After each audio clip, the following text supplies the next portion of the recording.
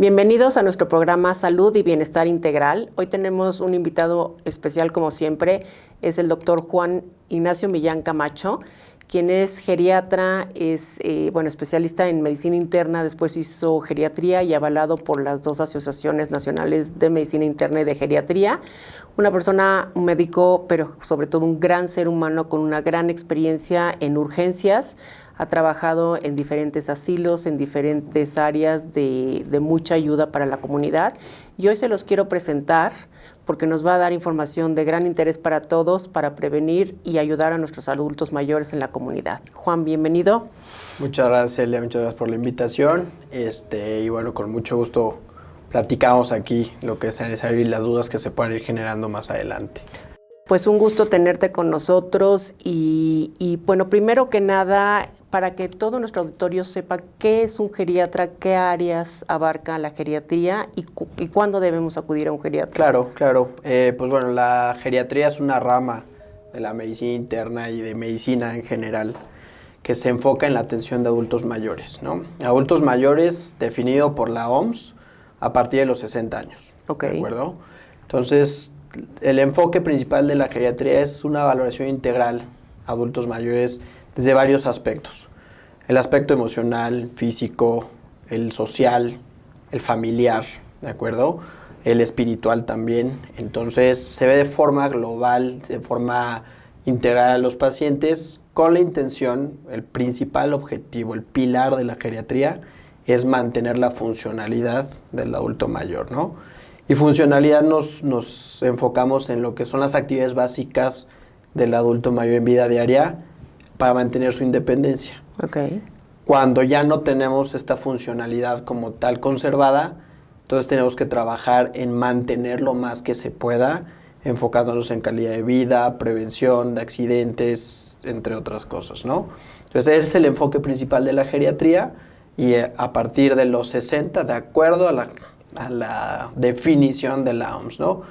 Obviamente, en lo personal, como médico internista, pues podemos empezar a hacer todo este trabajo pues desde los 18 años, prácticamente, que es cuando empezamos a dar el seguimiento en parte de medicina interna, pero ya un enfoque diferente, el que requiere el adulto mayor, es a partir de los 60. Es que me parece importante lo que dices porque si iniciamos 55 o 50 con el médico internista, con chequeos periódicos, preventivos, como debe de ser, como dices, inclusive desde niños, que el pediatra, pues después las mujeres, el ginecólogo, un médico internista, que nos vaya siguiendo un seguimiento de salud preventiva, que es la medicina del futuro finalmente, pues vamos a llegar a envejecer mejor, ¿no?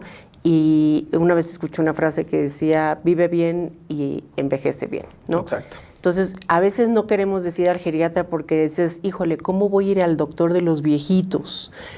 No es el doctor de los viejitos, es el doctor para ayudarte a envejecer más lentamente y a tener esta dignidad en este desarrollo al que todos vamos a llegar, ¿no? Sí, exacto. Hay un tabú a veces por el mismo paciente, decir, quiero ver al médico, pero que no sea geriatra. Claro. ¿No? Entonces, muchas veces en la consulta con eso nos enfrentamos a decir, no le digas a mi familiar que eres geriatra, porque no quiere que lo vea el médico de los viejitos, ¿no? Wow. Pero no, a ver, él tiene que saber que va a recibir una atención, que ese es el principal beneficio que tiene el geriatra, que ve de forma integral, o sea, no solo es la parte médica, vemos todo el contexto. Eso también me parece súper interesante porque pues hoy tenemos especialidades, subespecialidades y subespecialidades, donde a veces el contexto general del paciente se pierde. En cambio, tú como médico internista y geriatra de una persona, pues puedes ser como el capitán de este barco y buscar las especialidades para cada área, ¿no? Sí, exacto. Justo es eso. O sea, en pacientes hospitalizados, por ejemplo, el tener un geriatra siempre dentro del equipo permite pues coordinar el equipo, tomar decisiones, ajustar medicamentos de acuerdo a la condición del adulto mayor, porque eso es otra cosa que también hay que tener mucho cuidado en la prevención de complicaciones, por ejemplo, con los medicamentos, con polifarmacia, cuando hay muchos medicamentos, porque, como bien dices, lo ve el cardiólogo, lo ve el neumólogo, el neurólogo, etcétera, y entonces todo el mundo prescribe su medicamento para lo que requiere, pero no se ve si hay interacción de medicamentos, si hay duplicidad, si hay una cascada medicamentosa, que es cuando yo quiero cubrir algún efecto secundario que me generó un fármaco, meto otro fármaco y entonces vamos así, ¿no? Y ya no sabes ni cuál era la enfermedad original, no. sino son efectos secundarios de estos fármacos. Entonces esa es la ventaja. Muchas veces el especialista o subespecialista pierde ese enfoque porque no está familiarizado a estas cuestiones a las que nos podemos enfrentar en hospitalización, incluso también en la consulta externa, ¿no? Que van con el cardiólogo, con el oftalmólogo, con el ortopedista, con todo el mundo, pero nadie revisa o no se toma ese tiempo de revisar qué es todo lo que me están dando, ¿no? O ni conoce estas interacciones, muchas veces porque no es su área, y eso le sumas lo que vimos en Google y lo que el hijo le pudo autorrecetar, y más el paciente y el amigo en el club. Y tenemos una cantidad de medicamentos que, independientemente que muchos que son vitaminas sí se excretan, pero estamos forzando hígado, riñón, y además nos estamos generando un daño innecesario, ¿no? Sí, eso es muy, muy frecuente. Es uno de los principales problemas que vemos en geriatría, que es la polifarmacia. Pero justo esa es la importancia de tener un médico que vea de forma integral, ¿no? Y además gastos innecesarios, ¿no? Y que están tan caras las medicinas, pues terminan en el drenaje y muchas veces en la vida de un paciente, ¿no? Sí. ¿Cuánto es el límite que se considera normal que pudiera tomar un paciente de medicamentos? Es muy variable, no hay un número. Como tal, la definición de polifarmacia son más de 3 fármacos. O si encontramos duplicidad en los medicamentos, ¿qué quiere decir? 2 medicamentos con un mismo enfoque terapéutico, ¿no? Ya hablamos de una polifarmacia excesiva cuando tenemos más de 6 medicamentos. Y no hay un número, decir esto es lo permitido, ¿no? Porque a veces nos encontramos con pacientes con hipertensión, problemas cardíacos, problemas de próstata en el caso de los hombres, ¿no? Que nos obligan a tener un tratamiento para cada una de las enfermedades que por más que quisiéramos retirar el medicamento no es posible, ¿no? Entonces a veces tenemos pacientes con 7 medicamentos, pero que son 7 medicamentos que son estrictamente necesarios y que no podemos suspender, pero de ahí el cuidado de decir, bueno, es la dosis adecuada, no es la dosis adecuada, tenemos que ajustarlo, sí, no, a lo mejor días alternos, ¿no? O sea, toda esa parte es lo que tenemos que ir cuidando. Ahora, hay medicamentos que tienen que estar, bueno, en realidad todos, ¿no? Siendo evaluados sistemáticamente, porque muchas veces a mí me ha tocado encontrarme pacientes que llevan años tomando un antiinflamatorio, ¿no? O medicamentos que tienen glucosamina y además tienen un antiinflamatorio y siguen porque les quita el dolor, ¿no? Entonces, de ahí la importancia de estar evaluando cada cuánto a un paciente. Depende mucho de la patología, desde la enfermedad del paciente, pero por lo menos son cada 3 a 6 meses. En pacientes que tienen muchas más comorbilidades, a veces es necesaria una evaluación mensual. Sobre todo en adultos mayores que son más lábiles a tener cambios en el control metabólico, en la biodisponibilidad del fármaco, pues a veces sí es necesario tener un seguimiento mucho más continuo. Y sobre todo en la eliminación, a veces también cuando son medicamentos para ayudarles a dormir o tienden a reciclarlos más, ¿no? Esos, solo por envejecer, perdemos función renal y entonces hay un momento en el que tenemos que ajustar los medicamentos de acuerdo a la función del riñón, así como en aquellos pacientes que tienen alguna enfermedad en el hígado, también tenemos que ver qué tanto el fármaco que ocupa se metaboliza a través del hígado. Entonces son cosas que sí se tienen que estar vigilando de forma periódica, rutinaria en pacientes adultos mayores. En general en toda la población, pero más en adultos mayores. Sí, no, y definitivamente, digo, ahorita que hablabas de toda esta polifarmacia y todo esto, me viene mucho a la mente que si no nos debemos de automedicar, pues menos automedicar a adultos mayores, ¿no? Sí. Porque es todavía más peligroso que un niño, ¿no? Porque tienen otro tipo de reacciones y, como bien dices, ya no eliminan la función renal, ya no, muchas veces no podemos leerles, no nos saben explicar. A veces nos encontramos con pacientes, a mí me pasa seguido en el consultorio, que les preguntas en relación al dolor y dicen, no sé, me duele, pero ¿cómo le duele? Me duele, ¿no? Y no te saben decir más allá, ¿no? Y eso, si le sumas a alguien que ya no pudiera tener capacidad de expresión o a veces se está sintiendo presionado porque algún familiar le dice, pero dile, y se pone nervioso. Entonces hay que poderle ayudar a que nos exprese mejor qué es lo que está sintiendo, ¿no? Sí, sin duda alguna, y esa es de las principales causas de atención del adulto mayor en urgencias, lo que son secundarios a los efectos de los medicamentos, ¿no? Porque me automediqué por el dolor, tomamos antiinflamatorios y llegamos con sangrado digestivo, o con lesión renal, ¿no? O con medicamentos para el insomnio, de repente pues llegan completamente adormilados por el efecto farmacológico, estreñimiento en pacientes con dolor crónico que usan medicamentos fuertes. Todo eso pueden ser causas de la visita a urgencias y es de lo más frecuente y a veces no nos damos cuenta de la importancia que tiene esta parte de ver biodisponibilidad de fármaco, ver qué medicamento es o no apto para cada paciente, que esa es la otra. Podemos pensar que hay una receta de cocina, ¿no? Y aquí es todo individualizado porque no sabemos realmente cómo va a procesar qué dosis, con qué frecuencia cada persona. Y por eso también es importante esto que tocas, que me parece súper importante, probar también con la experiencia del médico, microdosis, ver qué dosis, si una no funciona, mover a la otra, estar en contacto con el médico, tanto el paciente, aunque sea un paciente geriátrico, como sus familiares, cómo lo observan, cómo lo ven, qué sienten a raíz del medicamento y tener un seguimiento real para que pueda haber todo un tratamiento integral y que esté bien vigilado, ¿no? Sí, sí, así es. Esa es la parte como más importante de la atención al adulto mayor, ¿no? El seguimiento, el apego, el vigilar que una dosis no va a hacer el mismo efecto para uno que para otro, ¿no? Entonces se tienen que ajustar esos medicamentos, sobre todo en algunas patologías, enfermedades como en deterioro cognitivo, o mejor conocido en el ámbito común como demencia, ¿no? Hay muchos fármacos que no se van a metabolizar de la misma forma, no van a tener el mismo impacto. Incluso un medicamento que en alguna persona puede generar insomnio, en otro puede generar somnolencia. Claro. Entonces el medicamento lo puedo dar en la mañana, lo puedo dar en la noche, dependiendo de qué efecto me causó.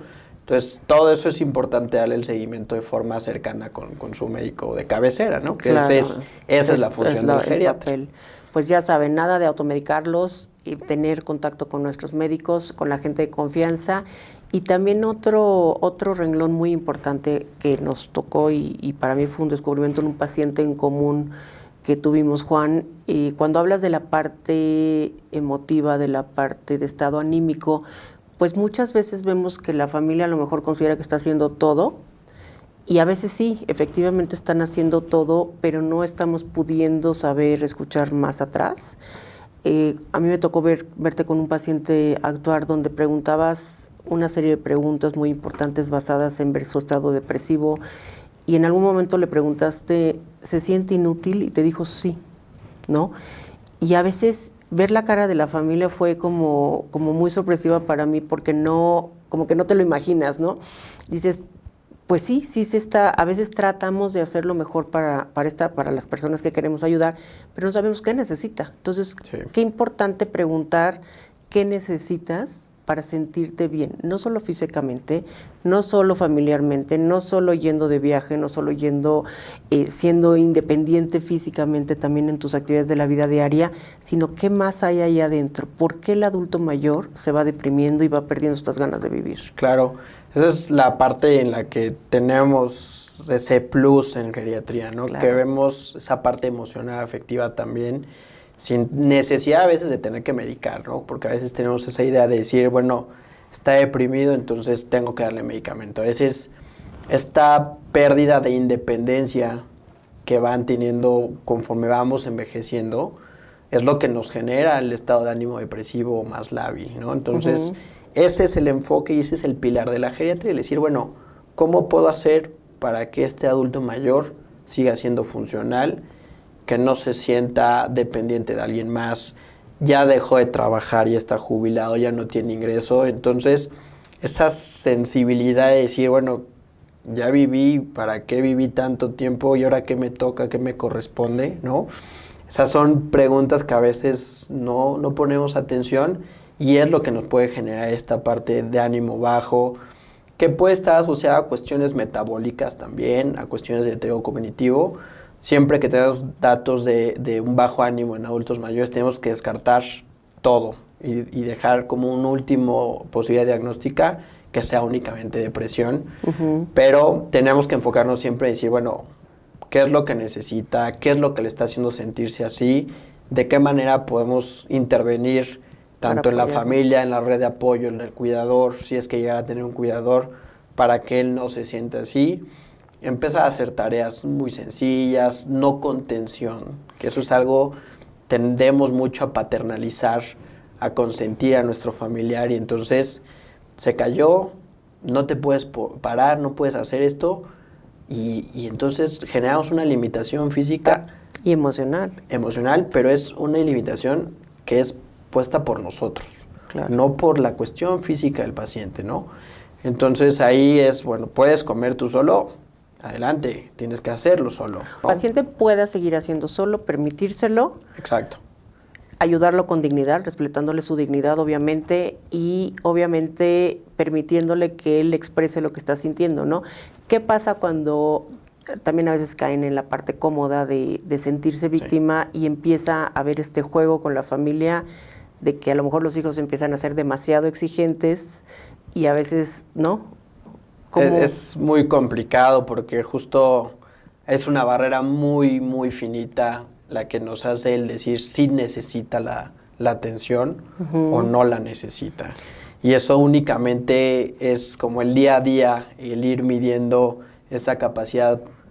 Aquí repito nuevamente, la palabra clave es ser funcional. ¿Qué tanto puede ser funcional? Y ahí es donde nos pueden ayudar los médicos como tú con esta evaluación de un tercer ojo externo, donde estamos viendo, porque a veces en la casa estás, ¿no? Y llegan al consultorio y se paran, ¿no? O viceversa, ¿no? O sea, tú lo ves. A mí me tocó una paciente que llegaron sus hijas y me dijeron, es que tiene que caminar diario tanto.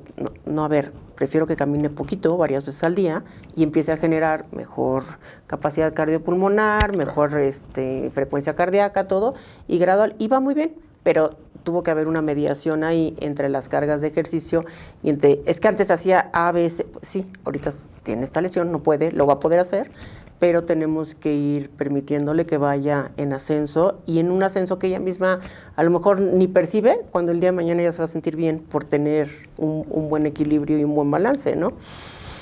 Y pero bueno, pues sí, el geriatra puede ser una gran ayuda en nosotros, en apoyo en la casa, en distinguir dónde sí actuar, dónde no, dónde dejarlos.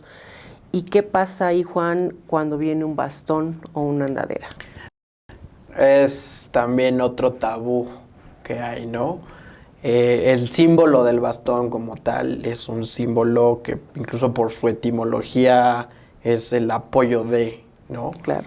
Entonces, en algunos adultos mayores, el usar un bastón les significa a ellos más fragilidad o sensación de fragilidad, de depender de algo. Y esto sí nos puede generar a veces esta sensación de ser inútil, ¿no? Que la palabra a veces puede ser fuerte, claro, pero es algo que tenemos que enfrentarnos porque tenemos que enseñarles que no es que sea inútil, que sea más frágil. A veces el bastón, como su nombre dice, es un auxiliar de la marcha. Es una herramienta, claro, así como la andadera, ¿no? Y que se empieza a usar cuando identificamos que hay un riesgo de caídas, cuando hay un riesgo en pérdida de equilibrio, porque nosotros tenemos que prevenir que se caiga, que haya una fractura de cadera, que me afecte la función del adulto mayor, ¿no? Que pierda esa independencia. Entonces, el usar el bastón justamente es para eso, son de las principales estrategias que se ocupan para prevenir caídas, para prevenir accidentes, ¿no? Entonces, si de esa forma se lo presentamos a la persona que lo vaya a requerir, puede ser más fácil que sea aceptado el usar una herramienta a decir, no, yo no salgo a la calle con bastón porque me van a ver como un adulto mayor, frágil, que vulnerable, claro, ¿no? Y no, esto es tu herramienta para que salgas a hacer súper, a comprar el periódico, ¿no? Pero con seguridad.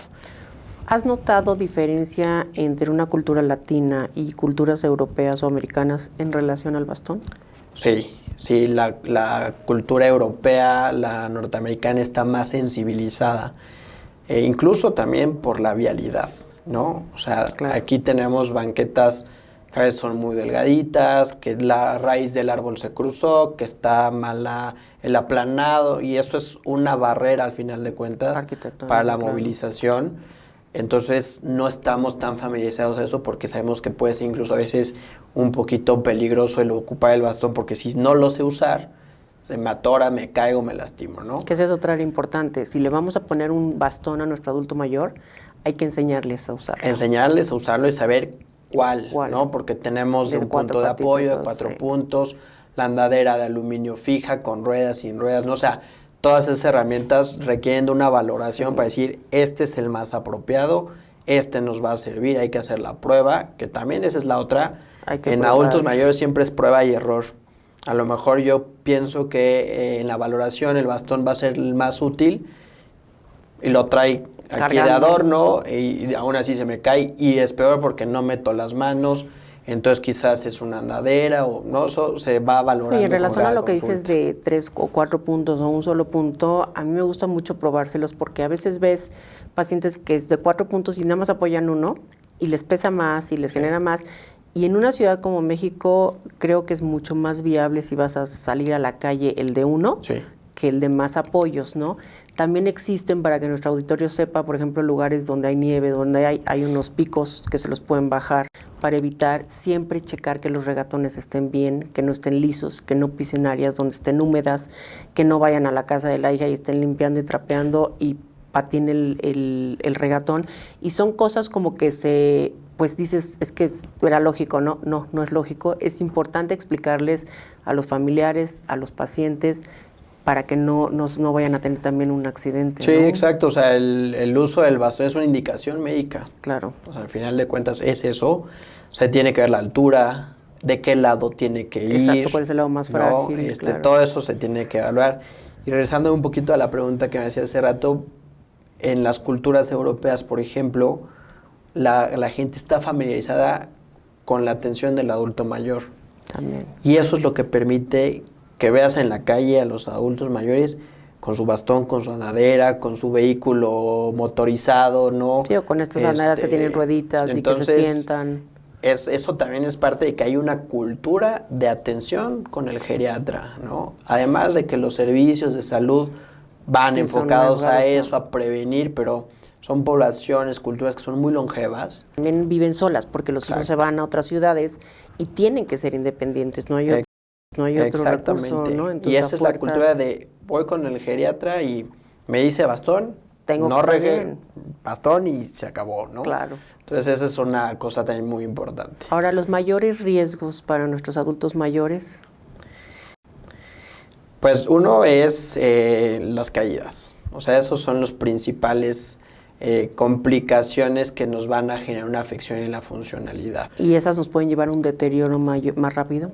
Una caída puede ser el evento terminal. Hablando de evento terminal, no que vaya a fallecer por la caída, sino ya de un deterioro, sino por todo lo que viene después, ¿no? Y la fractura de cadera es como el ejemplo típico y clásico que ocupamos para ver ese deterioro. Si tengo un adulto mayor que se cae, se fractura la cadera, solo por el hecho de tener una fractura, eso incrementa su mortalidad a 5 años. No me estoy yendo a 10 o a un año, a 5 años más o menos lo que se tiene estudiado. ¿Por qué? Porque lo voy a operar. Va a estar hospitalizado al menos 3, 4 días. Va a estar inmóvil. La inmovilidad me genera pérdida de masa muscular. La pérdida muscular me genera mayor dependencia de alguien más para mis actividades básicas. Entonces, anímicamente, tengo un duelo anticipado porque estoy perdiendo función. Y eso me va a generar falta de apetito, pérdida de peso, pérdida de músculo. Se vuelve un círculo vicioso. Y entonces venimos en una etapa de disminución de función, fuerza, apetito, y eso generalmente desencadena a la larga, pues que fallezcan los pacientes por un evento que se pudo haber prevenido, ¿no? Que en algún momento puede pasar incluso sin caernos por tener osteoporosis, ¿no? Claro. Pero ese tipo de prevenciones en pacientes que se identifican riesgo de caída, riesgo de fractura, pues ahí es donde hay que hacer intervención, ¿no? Esa es una de las principales como complicaciones que podemos tener. La otra es en pacientes con deterioro cognitivo, ¿no? Ahora, antes de que vayamos a cognitivo, te iba a preguntar algo de cuando hay osteoporosis.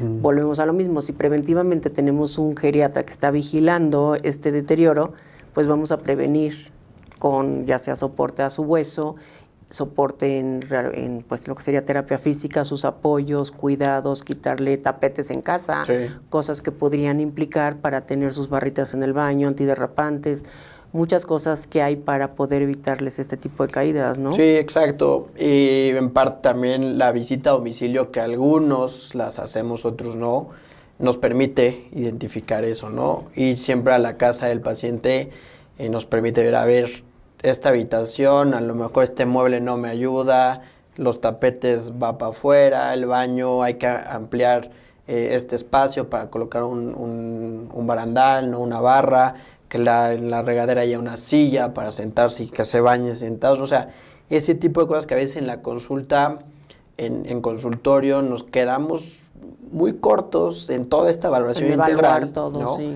En casa, a veces cuando se hacen estas visitas a domicilio, pues nos abre un panorama por completo de decir, bueno, el perro, pues que no se cruce aquí, Claro. que si es chiquito, que si es grandote, que si... No, todo ese tipo de cosas, incluso la iluminación de la casa también.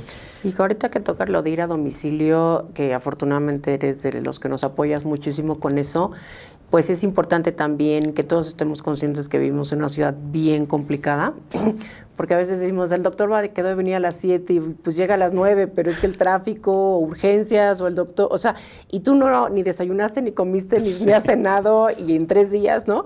Entonces, pues tener esta tolerancia que si ya tenemos, la verdad, la bendición de tener un médico que nos acompañe en casa con nuestros adultos mayores, pues tener esta flexibilidad de saber que bueno, que tenemos que tener esta paciencia, ¿no? Sí. Porque no es fácil. Yo a veces te veo, vas a Medicasur, regresas, vienes, vas al asilo, vas al español, urgencias, ¿no? Entonces, y todo eso son tiempos en la ciudad que a veces como que el que está sentado en la casa en la televisión viendo, pues no se te va a la hora, ¿no?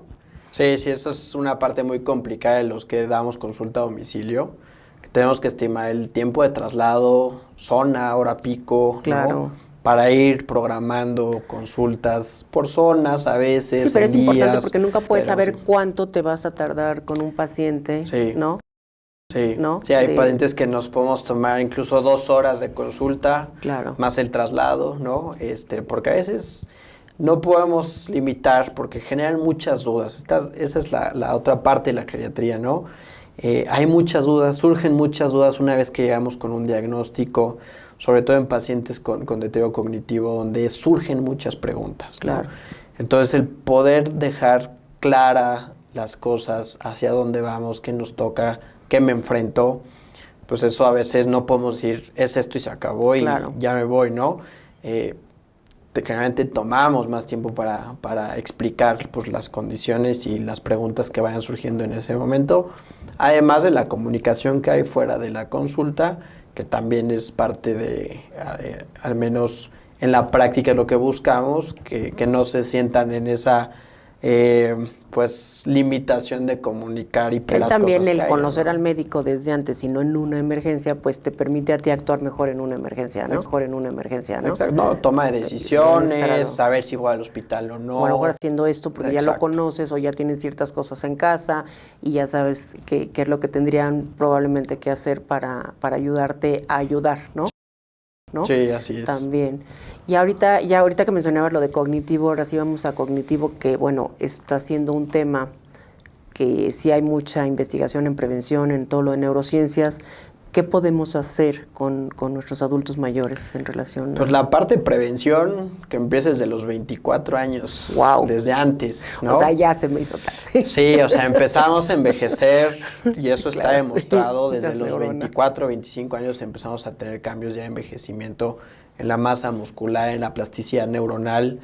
Entonces, desafortunadamente sigue siendo un campo en la medicina en la que por más que se hagan estudios, seguimos teniendo mucha limitación en los medicamentos para poder revertir un proceso de deterioro cognitivo.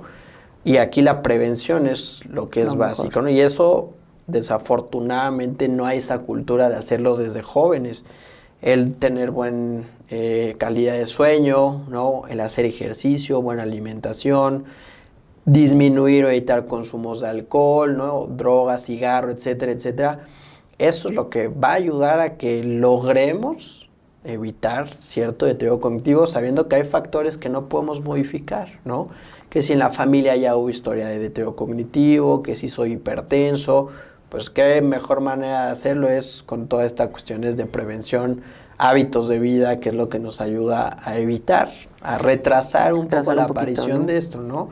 Pero ya iniciarlo después de los 60 años a veces es muy complicado. Sí se ha visto efectos de disminución del deterioro cognitivo. ¿De qué manera? Pues manteniendo la mente activa. Ocupada estudiando, exacto, leyendo. Música, lecturas, arte, rompecabezas, todo eso nos ayuda a mantener esa neuroconexión, más los hábitos, ¿no?, de vida, actividad física, por lo menos 30 minutos, 3 veces por la semana, por lo menos, y eso nos ayuda a disminuir radicales mínimo libres. 3 veces a la semana. De 3 a 5 veces por semana es lo recomendable, al menos 30 minutos, ¿no? Para mantenerse... Mantener fuerza, porque ese es otro de los temas que hay, sobre todo ahorita de moda en medicina, es lo que se llama sarcopenia. Claro. Que es la pérdida de la masa muscular, y que eso lo vemos desde los 24 años, ¿no? Y si no hacemos ejercicio, vamos a llegar a los 70 y no voy a tener esa misma capacidad de reserva funcional, justamente hablando. Claro. Tengo una caída, tengo una fractura. ¿Cómo respondo? Si tenía poco músculo, ahora voy a tener mucho menos, ¿no? Claro. Entonces, todas esas son medidas preventivas que empezamos desde jóvenes, pero ya si lo vamos a empezar a hacer después de los 60, pues es con mayor beneficio a evitar que se manifiesten estas cuestiones cognitivas de sarcopenia, etcétera, etcétera. Claro. Con toda esta modalidad que tenemos ahora de los celulares y esta demencia digital, que ya le llaman demencia digital, ¿no? Y que nos obliga, o no sacamos el celular de la recámara, nos despertamos tantito al baño y nos quedamos viendo mensajes. Todo esto son interruptores de nuestra calidad de sueño y de nuestro tiempo de sueño. ¿Cómo realmente me gustaría que nuestro auditorio entendiera cómo afecta el no dormir? Porque es mucho más grave de lo que muchísima gente cree, ¿no? Sí, pues el proceso del sueño es muy complejo realmente, ¿no? Se ha demostrado que cuando dormimos tenemos mayor producción de ciertas hormonas que nos ayudan al estrés, al control de la presión arterial, a disminución de radicales libres, etcétera. Entonces, tener una calidad de sueño es importantísimo, justamente porque nos permite que haya mayor neuroplasticidad neuronal, nos ayuda al control cardiovascular, la cuestión emocional también. O sea, si yo no duermo es porque a lo mejor tengo cuestiones de estrés, de ansiedad que no puedo canalizar o encontrar. Y eso son cuestiones que afectan cardiovascularmente, que generan más hipertensión, incrementan los riesgos de infarto. Entonces, va en mucho ese contexto, pero todo lo que es la fisiología del sueño, pues muy, muy, muy amplio por toda la secreción hormonal que se produce durante nuestro descansar, ¿no? Más allá de los beneficios cardiovasculares que tiene. Ok. Y bueno, pues queremos darte las gracias, de veras, creo que nos ilustraste muchísimo, y si nos permites, nos gustaría seguirte teniendo con nosotros en diferentes temas. Uno de ellos ya lo tocaste ahorita, que es precisamente la sarcopenia, que yo creo que es un tema para darle todo un programa, porque tiene mucho que prevenir, mucho que hacer y mucho que ayudarnos a vivir, disfrutar y envejecer con dignidad, ¿no? Exacto, lo has dicho a la perfección, ¿no? O sea, envejecer con dignidad es lo que tenemos que tener en mente como objetivo para los adultos mayores. Claro. Y entre más temprano se hagan intervenciones, se tenga una valoración integral, pues mucho más beneficioso, no solo físicamente, emocionalmente, familiarmente y económicamente. Claro, y es que hoy sabemos, y mira, un amigo mío dijo un día: el ojo no ve lo que la mente no sabe, ¿no? Hoy sabemos muchas cosas, pero tenemos que saber y qué ver, y cómo digerir la información y qué información nos estamos metiendo, ¿no?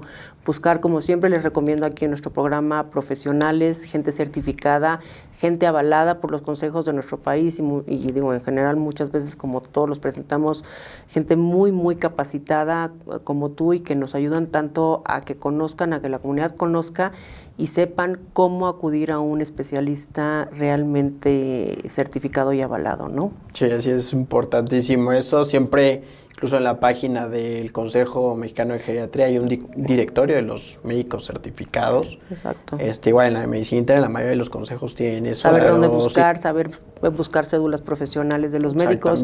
O sea, con el puro nombre a veces sabemos si son médicos recibidos, no recibidos. O sea, tenemos luego historias que que son como de terror, pero sí se van colando, ¿no? Entonces, saber realmente a quién acudir y quién está tocando a nuestra familia, ¿no? Claro que sí, y con mucho gusto estamos ahí para Pues servirles. muchas gracias, Juan. Gracias. No de nada.